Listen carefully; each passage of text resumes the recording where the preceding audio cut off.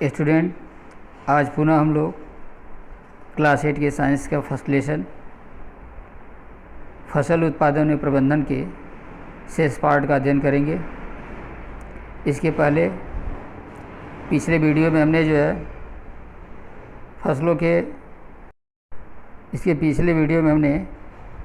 फसलों के उत्पादन कैसे किया जाता है, फसल के उत्पादन के लिए कौन कौन सी आवश्यक प्रक्रियाएं अपनाई जाती हैं,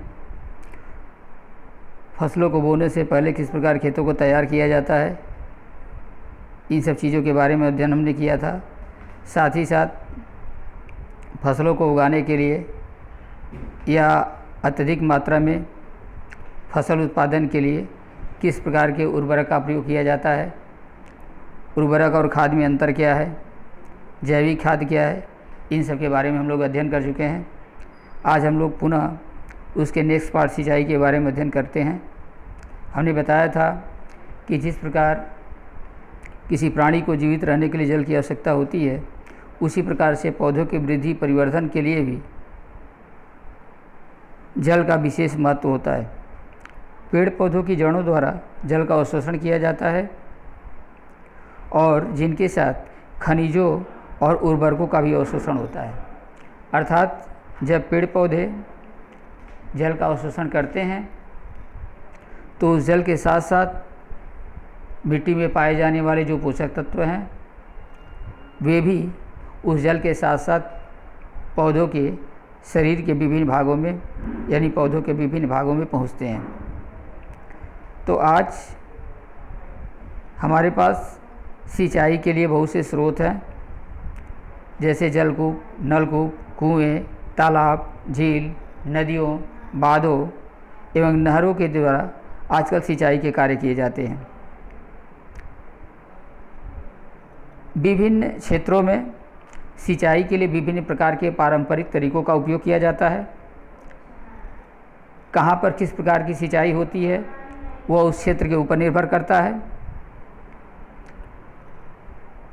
और ये विभिन्न प्रकार के पारंपरिक तरीके कौन कौन से हैं, जैसे कहीं पर मोट अथवा घिरनी के द्वारा, कहीं चेन पंप के द्वारा, ढेकली के द्वारा, रट के द्वारा सिंचाई के कार्य होते हैं। लेकिन ये सभी जो है सिंचाई की जो पद्धतियां हैं यह आज नहीं दिखाई देती हैं, बहुत प्राचीन काल में दिखाई देती थी, पुराने समय में दिखाई देती है। लोग इन प्रक्रियाओं का उपयोग करते हैं, जैसे आप लोग इस वीडियो के माध्यम से इस फिगर में देख सकते हैं। कुएं के द्वारा जो है किस प्रकार मोट के द्वारा खेत को सिंचाई की जाती है, चेन पंप द्वारा किस तरह से किया जाता है, ढेकली का उपयोग किस प्रकार से किया जाता है, अरहट का उपयोग किस प्रकार से किया जाता है। तो इस तरह से विभिन्न तरीक़ों से या विभिन्न पारंपरिक तरीक़ों से पहले खेतों की सिंचाई की जाती थी। लेकिन आजकल आधुनिक प्रकार की मशीनों का प्रयोग किया जाता है। जल को खींचने के लिए सामान्यतः पंपों का उपयोग किया जाता है और पंप को चलाने के लिए डीजल, बायोगैस, विद्युत अथवा सौर ऊर्जा का उपयोग किया जाता है। आजकल खेतों की सिंचाई के लिए आधुनिक विधियों द्वारा विभिन्न प्रकार के आधुनिक मशीनों का उपयोग किया जाता है। जैसे देखिए दिया है छिड़काव तंत्र, स्प्रिंकलर सिस्टम। इस विधि का उपयोग असमतल भूमि के लिए किया जाता है, अर्थात जहाँ की भूमि एक समान न हो ऐसी भूमि में खेतों की सिंचाई करने के लिए छिड़काव तंत्र का उपयोग किया जाता है। इस प्रक्रिया में क्या किया जाता है, इस प्रक्रिया में फसल के ऊपर ऊर्ध्व पाइपों के द्वारा ऊपरी सिरों पर घूमने वाले नोजल लगे होते हैं, अर्थात उसमें एक विशेष प्रकार की पाइप होती है और पाइप के सबसे जो ऊपरी सिरा होता है उस पर कुछ घूमने वाले नोजल लगे होते हैं और यह पाइप निश्चित दूरी पर मुख्य पाइप से जुड़े होते हैं। जब पंप की सहायता से जल मुख्य पाइप में भेजा जाता है तो वह घूमते हुए नोजल से बाहर निकलता है और इसका छिड़काव पौधों पर इस प्रकार होता है जैसे कि वर्षा हो रही हो। यह छिड़काव लॉन, कॉफ़ी की खेती और कई अन्य फसलों के लिए अत्यंत उपयोगी होता है। यह जो है छिड़काव तंत्र द्वारा फसलों की सिंचाई करने की विधि है, जिसमें हमने क्या बताया कि एक नोजल लगा होता है, एक पाइप होता है, पाइप के नीचे सबसे किनारे वाले सिरे पर एक नोजल लगा रहता है, और जब उसको स्टार्ट किया जाता है तो पंप की सहायता से पहले जल को मुख्य पाइप में भेजा जाता है और वह नोजल के द्वारा बाहर निकलता है, और नोजल के द्वारा जब बाहर निकलता है तो उसका छिड़काव वैसे होता है जैसे कि वर्षा होती है। ठीक है, अब आगे देखें नेक्स्ट इसका प्रक्रम क्या है। अगली विधि है ड्रिप तंत्र, ड्रिप सिस्टम। इस विधि में जल बूंद बूंद करके सीधे पौधों की जड़ों में गिरता है। अतः यहाँ देखें, यह जो दिया है फिगर, ये ड्रिप तंत्र के बारे में दिया है। देखिए किस तरह से यहाँ पाइप के थ्रू जो है यहाँ दिखाया गया, एक बार ध्यान से देखें। यहाँ देखिए मोटर लगा है और कुएं के द्वारा पानी को, कुएं में पाइप लगा हुआ है, मोटर के द्वारा कुएं से पानी को निकाला जाता है और दूसरे पाइप के द्वारा यहाँ से होते हुए यहाँ पर पौधे लगे हैं और पौधों की जड़ों तक सीधे जो है पानी को पहुँचाया जाता है। तो यह विधि ड्रिप तंत्र कहलाती है, यानी सीधे बूंद बूंद करके पानी जो है पेड़ पौधों की जड़ों तक पहुँचता है। अब आगे हम चलते हैं, ड्रिप तंत्र के बारे में अध्ययन करते हैं। देखिए दिया है ड्रिप तंत्र, इस विधि में जल बूंद बूंद करके सीधे पौधों की जड़ों में गिरता है, अतः इसे ड्रिप तंत्र कहते हैं। फलदार पौधों, बगीचों एवं वृक्षों को पानी देने का यह सर्वोत्तम तरीका है। इससे पौधों को बूंद बूंद करके जल प्राप्त होता है। इस विधि में जल बिल्कुल व्यर्थ नहीं होता, अतः यह जल की कमी वाले क्षेत्रों के लिए एक वरदान है। तो बच्चे आप लोग वीडियो को ध्यान से देखें और इसके बारे में अध्ययन करें। अगर समझ में नहीं आता पुनः इसका दोबारा कमेंट कर सकते हैं। नेक्स्ट पार्ट में आगे देखते हैं खरपतवार से सुरक्षा। खेतों की सिंचाई करने के पश्चात जब फसल हमारी उगने लगती है, बड़ी होने लगती है, तो फसलों के साथ साथ कुछ अवांछित पौधे भी प्राकृतिक रूप से उन फसलों के साथ उग जाते हैं और उन्हीं अवांछित पौधों को खरपतवार कहा जाता है। तो अगर कहा जाए खरपतवार किसे कहते हैं, तो इसकी परिभाषा बिल्कुल ध्यान रखिएगा कि खेती में कई अन्य अवांछित पौधे प्राकृतिक रूप से फसलों के साथ उग जाते हैं, इन्हीं अवांछित पौधों को खरपतवार कहा जाता है। और खरपतवार को हटाने की जो प्रक्रिया है उसे निराई कहते हैं। निराई आवश्यक है क्योंकि खरपतवार जल, पोषक, जगह और प्रकाश की स्पर्धा कर फसल की वृद्धि पर प्रभाव डालते हैं। कुछ खरपतवार कटाई में भी बाधा डालते हैं तथा मनुष्य एवं पौधों के लिए विषैले हो सकते हैं। मतलब खरपतवार क्या करते हैं, जैसे कि मान लीजिए कि अगर हमारी खेतों में फसलों के साथ साथ खरपतवार की मात्रा अधिक हो जाती है, तो जब हम लोग पौधों में सिंचाई करते हैं तो ये खरपतवार भी क्या करते हैं, पौधों की जल की मात्रा को अवशोषित कर लेते हैं। पौधों को दिए जाने वाली जो खाद हैं, जो उर्वरक हैं, उनका भी उपयोग कर लेते हैं और उपयोग करने के पश्चात वह उन फसलों से अत्यधिक तीव्र गति से वृद्धि करते हैं। इस प्रकार वे पौधों की वृद्धि में बाधा डालते हैं। खरपतवार को हटाने और उनकी वृद्धि को नियंत्रित करने के लिए किसानों के द्वारा विभिन्न प्रकार के तरीके भी अपनाए जाते हैं। फसलों को उगाने से पहले खेत जोतने से खरपतवार उखाड़ने एवं हटाने में सहायता मिलती है। अर्थात जब खेतों की जुताई का कार्य किया जाता है तो खेतों में पड़े हुए जो खरपतवार होते हैं वे सूख जाते हैं और आसानी से जड़ सहित समाप्त हो जाते हैं, अथवा हम लोग उसे चून करके बाहर निकाल सकते हैं। रसायनों के उपयोग से भी खरपतवारों का नियंत्रण किया जाता है। तो जिन रसायनों का उपयोग हम लोग खरपतवार के नियंत्रण के लिए करते हैं उसे खरपतवारनाशी कहा जाता है। जैसे 2 अथवा 4D एक विशेष प्रकार के रासायनिक दवाएं होती हैं जिनका उपयोग खेतों में खरपतवार के नाशकों के लिए किया जाता है। खेतों में इनका छिड़काव किया जाता है, इससे खरपतवार पौधे मर जाते हैं।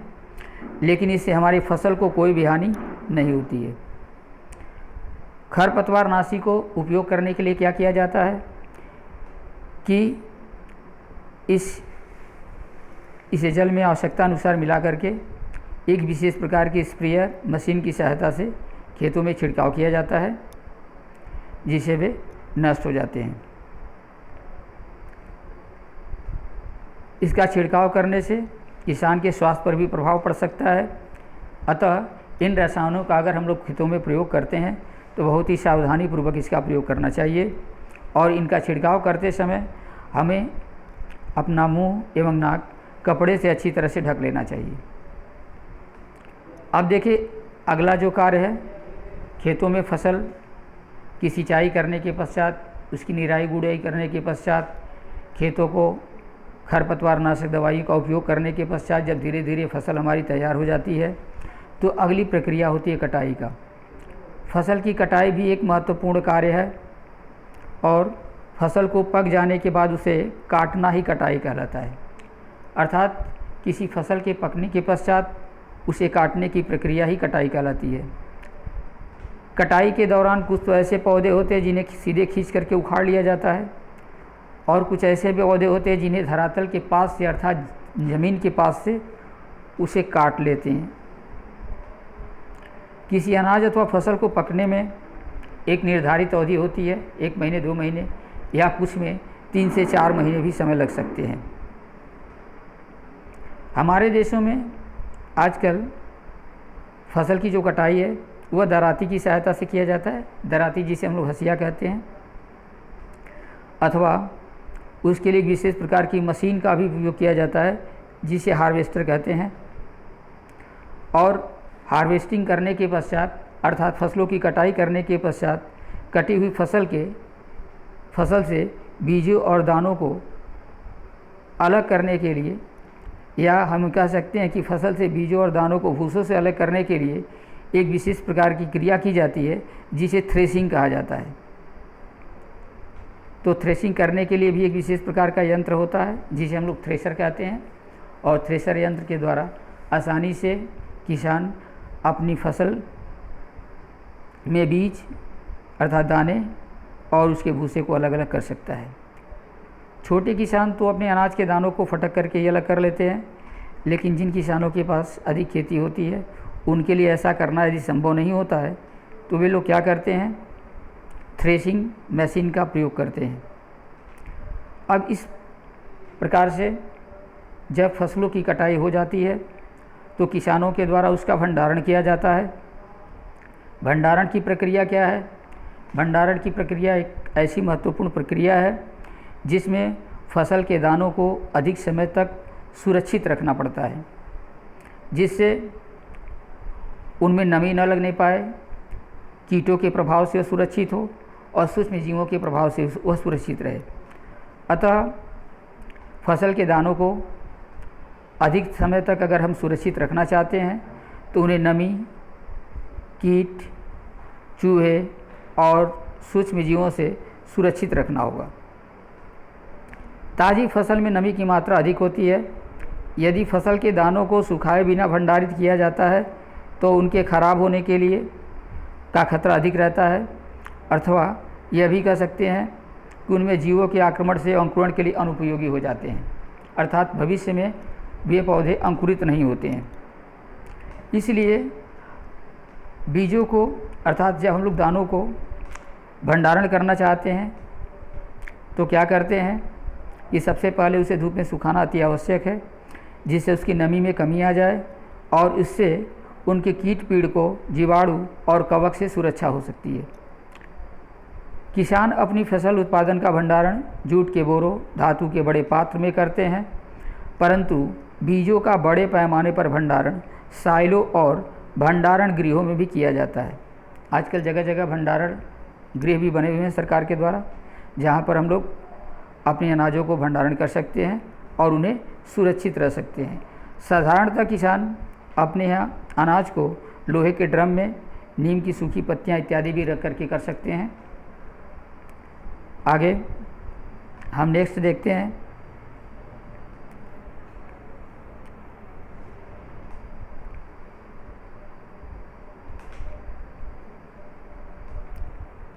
भंडारण के लिए हमने बताया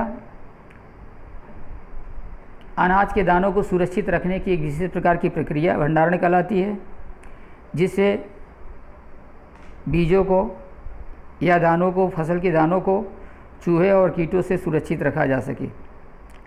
नीम की सूखी पत्तियां घरों में अनाज के भंडारण में उपयोग की जाती है। बड़े भंडार गृहों में अनाज को पीड़कों और सूक्ष्मजीवों से सुरक्षित करने के लिए रासायनिक उपचार भी किए जाते हैं। अब देखिए, नेक्स्ट आपको पढ़ना है जंतुओं से भोजन। जैसे अनाजों से तो हमें विभिन्न प्रकार के भोजन प्राप्त होते ही हैं, लेकिन साथ साथ हमें जंतुओं से भी विभिन्न प्रकार के भोजन प्राप्त होते हैं। जैसे दूध हमें किन किन जंतुओं से प्राप्त होते हैं यह हम बता सकते हैं। मांस हमें किन किन जंतुओं से प्राप्त होते हैं। ऐसे हमें विभिन्न प्रकार के पदार्थ विभिन्न प्रकार के जंतुओं से प्राप्त हो सकते हैं। इनके बारे में भी हम लोग इसमें अध्ययन करेंगे और इसी कारण हम लोग पशुपालन का भी कार्य करते हैं। तो बच्चे, आज जो है हमारे लेसन फर्स्ट का यह फर्स्ट उत्पादन, फसल और भंडारण का जो चैप्टर है यह समाप्त होता है और अगले वीडियो में हम इसके प्रश्न उत्तर के बारे में भी पढ़ेंगे। लेकिन आप सभी लोगों से सबसे पहले आवश्यक है कि आप लोग अपने पास बुक प्रोवाइड कर लें, क्योंकि जब तक बुक्स प्रोवाइड नहीं हुआ तब तक जो है सभी को इसके बारे में समझना पर्याप्त नहीं होगा और सभी लोग इसे अच्छी तरह से समझ नहीं सकते हैं। और साथ ही साथ इस पर 1 घंटे 2 घंटे प्रतिदिन सब लोग समय दें और जो भी वीडियो बना करके दिए जाते हैं उसका अध्ययन करें। 1 बार 2 बार 3 बार अध्ययन करें। समझ में नहीं आता है तो उसे बार बार कमेंट करें। और कभी भी जो आपके द्वारा ग्रुप बनाए गए हैं, आपके क्लासेस के जो ग्रुप बनाए गए हैं, उस ग्रुप में कभी भी विशेष प्रकार के जैसे फ़ोटो इत्यादि या किसी प्रकार के अवांछनीय चीज़ों के बारे में जिक्र न करें। केवल उसमें पढ़ाई से संबंधित जो चीज़ें हैं उसी के बारे में जिक्र किए जाएं। कुछ लोग उसमें अपनी फ़ोटो अथवा कुछ दूसरे प्रकार के जो क्रियाकलाप है उसमें कर रहे हैं, तो ये सब न करें। कभी भी किसी प्रकार के अभिवादन की प्रक्रिया उसमें न की जाए। केवल पढ़ाई से संबंधित ही वार्तालाप उसमें किए जाए। और वीडियो को ध्यान से देखिए, समझिए, मेहनत कीजिए। इसी के साथ यह वीडियो समाप्त किया जाता है। धन्यवाद।